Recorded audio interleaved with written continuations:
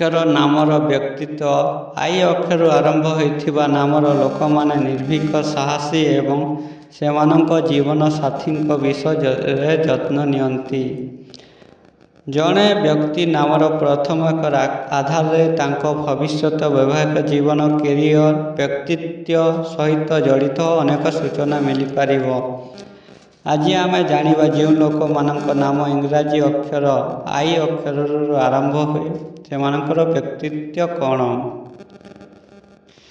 ଜ୍ୟୋତିଷ ଶାସ୍ତ୍ର ଅନୁସାରେ ଯେଉଁ ଲୋକମାନଙ୍କର ନାମ ଆଇ ଅକ୍ଷରରୁ ଆରମ୍ଭ ହୁଏ ସେମାନେ ସ୍ୱଭାବରେ ସମ୍ବେଦନଶୀଳ ହୋଇଥାନ୍ତି।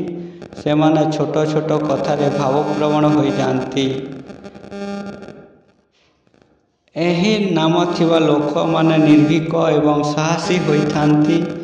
ଯେଉଁ ଲୋକମାନଙ୍କର ନାମ ଅକ୍ଷର ଆଇରୁ ଆରମ୍ଭ ହୁଏ ସେମାନେ ସ୍ୱଭାବରେ ନିର୍ଭୀକ ହୋଇଥାନ୍ତି। ସେମାନେ ସଫଳତାର ନୂତନ ପାହାଚ ଚଢ଼ି ଚାଲିଥାନ୍ତି।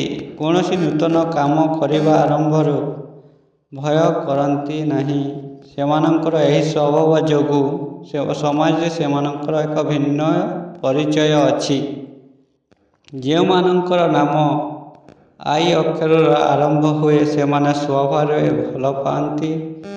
ଏହି ଲୋକମାନେ ଯାହାକୁ ଭଲ ପାଆନ୍ତି ତାଙ୍କ ହୃଦୟରୁ ଭଲ ପାଆନ୍ତି। ସେମାନେ ସେମାନଙ୍କ ଜୀବନ ସାଥୀର ବିଶେଷ ଯତ୍ନ ନିଅନ୍ତି।